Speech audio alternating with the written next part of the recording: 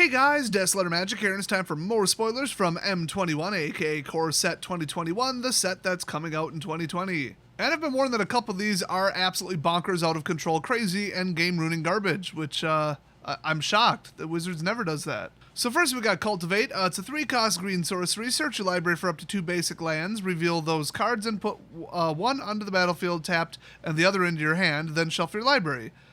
I mean, whatever, not great, not bad. I just don't like green ramp touching the 3 mana level. I like the mana dorks and land fetch to be 1 or 2. That is not usually how it works, though.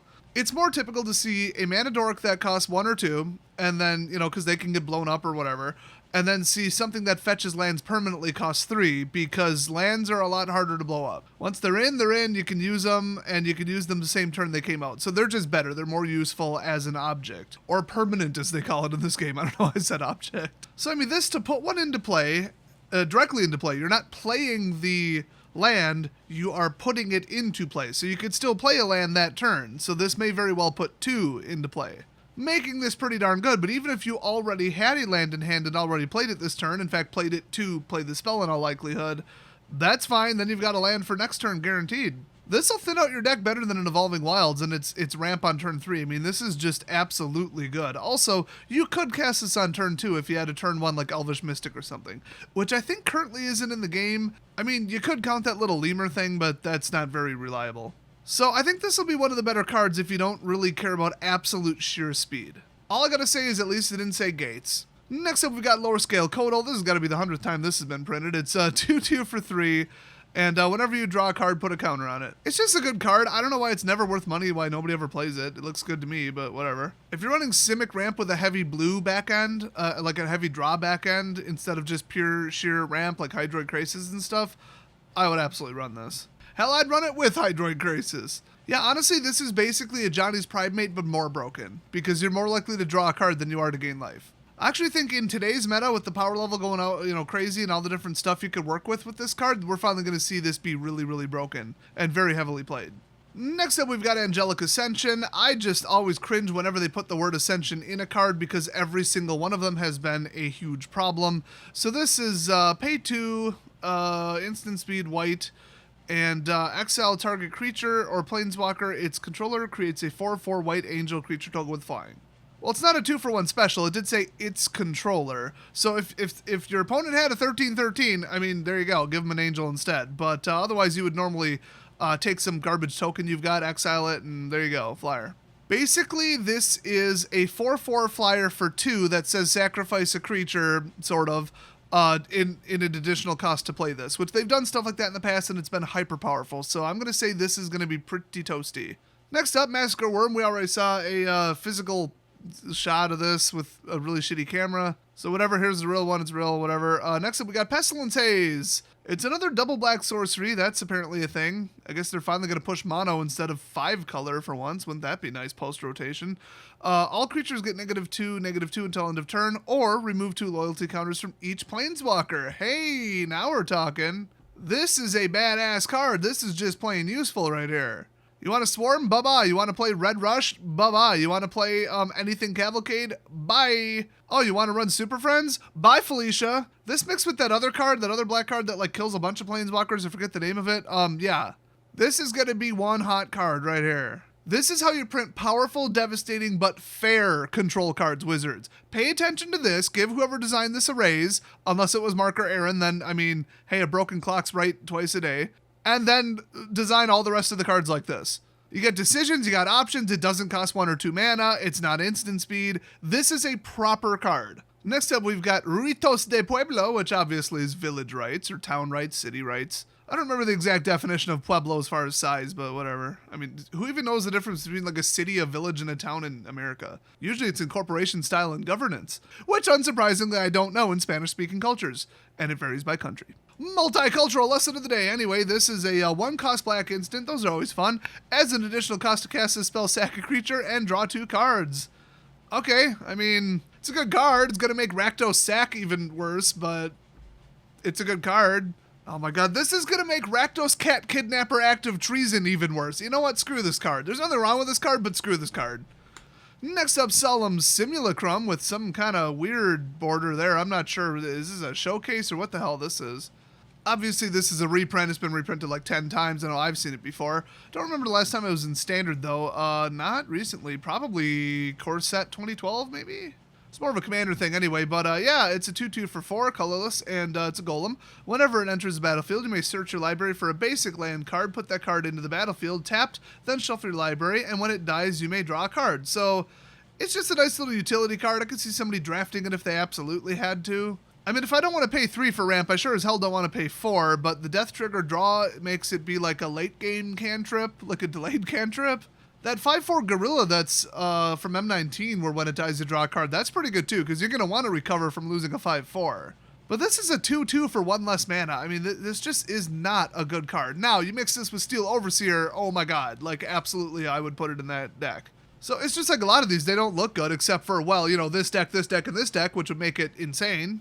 And then it goes both ways. I always tell people this. You could say, whoa, that card's amazing. And then like a year later, why did nobody play this card? Because a deck that supported it never came up. There's no card support for it. This is how it is. Could go either way. That's why I like to just say, hey, this card's good, bad, or in between in a vacuum. Just by itself, oh, this is either potentially too powerful or borderline useless. And then who knows, might go in something. That's just how it works. There's always 2 steps to it. So next up, Basri Cat. I mean, we already saw a blurry version of this. Just wanted to confirm he exists. In case you missed my other video, he is from Aaaand Cat. So that's interesting. Pre or post bolus issues, I'm not sure. He should honestly be wearing rags if it's after. I mean, I don't think they got their shit together in like, what, 1 year? They're probably still like building basic shanties to live in, okay? Let's be honest, they all got killed by sandworms. Aaaand Cat is now an unpopulated plane. So I'm going to vote for before, but this actually might be like way before, because remember, one of the core sets, I want to say like 2018, could be wrong there, that one took place like 1,000 or 2,000 years in the past. And I think actually core set 2019 was like many thousands of years in the past. So they like to do that. I think it's cool as hell. We don't even need a central story. It's just like, oh, these little extra bonus things. I love the lore of the core sets. So I have a feeling this is an Aaaand Cat Planeswalker from before Bolus even showed up. Because it was only, I think, 1 to 2 generations, so like less than 100 years that he messed with their plane. I really don't like that haircut though. Just throwing it out there. Next up, we've got Basri's Solidarity. It's a 2-cost white sorcery. Put a 1/1 counter on each creature you control. I mean, yeah, that's damn good. It's especially damn good for 2. It would be batshit crazy to make this an instant, so at least I didn't do that. I really feel like this should cost 3 and be double white, but whatever. I mean, there are a lot of effects that can do this repeatedly, over and over and over with a recurring trigger. Those are broken. Doing it once, that's just extremely powerful. This is like virtually a guaranteed pick in draft with it costing 2. I mean, come on. Then we got the Basri Plains, which looks so cool. They still haven't clarified if you can open these in regular packs or not, and if it would be 100% or like a 1% chance, or if you can only get them in the Collector's Booster. We know that they come in the Collector's Booster. I just hope they're widespread so that they're cheap, because these look cool as hell. I think people aren't going to buy into them that much. We've had cooler looking lands in the last 3 years, so I don't even see these breaking, honestly, like 25 cents eventually. I mean, BFZ full arts are like 29 cents right now. But it's cool looking. You guys know I love cool looking lands. And by the way, that looks an awful lot like the city under the bubble before Bolus wrecked it. So yeah, unless they rebuilt that real quick, this is a while ago. Next up, Basri's Lieutenant. Oh boy. It's a 4-cost 3/4 human knight. That's already one of the hotter tribals. And we got Vigilance and Protection from Multicolored. I really like that. I like Protecting from Multi because people running too many colors is almost inherently what's wrong with about half the decks in the last 5 years. So, doesn't mean that it's a mixed color permanent, so even then, it's pretty narrow. The Stonecoil Serpent ain't that played, just saying. But, boy, if he's going to get through, he's going to get through, so watch out for that. Also, when he enters the battlefield, put a 1/1 counter on target creature you control. Could be him. And then whenever this card or another creature you control dies, if it has a +1/+1 counter on it, create a 2/2 white knight creature token. Okay, that's annoying. Okay, there's clearly one of them. I don't care if they didn't put his name in the damn title. Why the hell isn't this legendary? That's ridiculous. Oh, they kill one thing, now there's 2 of it. Oh, you sack a cat. Well, now you get 2 knights and a cat if you have 2 of these out. This card and the Scythe, okay, those 2 are going to be so unbelievably broken in the Cat Oven deck, they are going to have to ban it. If they had half a brain, they'd ban it right now before this comes out. There is, I think, a day one ban announcement. It's just not intended for standard, but they damn well better use it to get rid of that stupid Witch's Oven card. Because that plus this and the Scythe are completely so unbelievably broken. Next, oh boy, we're into the Shondra cards. Can't wait for this, which I could have sworn they said only the Planeswalkers and reprints were going to have showcase frames. I guess they were kidding. So it's a 1/3 for 2 Elemental Lizard because we need more 2-cost elementals in the game, definitely, because they refuse to ban Risen Reef. And whenever a source you control deals non-combat damage to an opponent, Shondra's Pyroling gets +1 attack and gains double strike until end of turn. Wonderful. Yeah, like Mono Red needed this. Mono Red, they could literally have skipped the color in this next set for all I care. Mono Red is so broken right now. This looks like a vaguely playable card. I hate it. It's that simple. Then we've got Shondra's Magmut. It's a 2/2 for 2 Elemental Doggo, and if you tap it, it deals 1 damage to target player or Planeswalker, because we needed another, what's a Goblin Ballista thing. Then we've got Shondra Heart of Fire. We already saw her. Get out here, bitch. Then we got Chandra's Incinerator. This thing is completely bonkers ass crazy broken as f. This thing's broker than a McDonald's ice cream machine. So this is a 6/6 elemental for 1 red mana. You might be thinking, but Des, it says 6. Shut up. This spell costs X less to cast, where X is the total amount of non-combat damage dealt to your opponents this turn. Also, it has trample because why the f wouldn't it? Why would Wizards possibly not put trample on a 6/6 that costs 1? Why would they not do that? I can't think of a single reason that you would ever leave trample off of a 6/6 for 1. I mean, yeah, it's not green. Yeah, it's already a 6/6 for 1. Yeah, it's already in a high damage burn deck. But those aren't real reasons in Wizards' opinion. So also, whenever a source you control deals non-combat damage to an opponent, Chandra's Incinerator deals that much damage to target creature or planeswalker that player controls. So there is nothing that will win the game when this comes into play. But it dies to removal, Des! If one more fucking person says that, I'm going to sneak into your house and unplug your fucking fridge and open the door. And then you can start the day off fresh with 2 scoops of raisins and rotting food. I don't know if you knew this or not. This is a top-level Grandmaster Secret Magic Pro player tip for you here.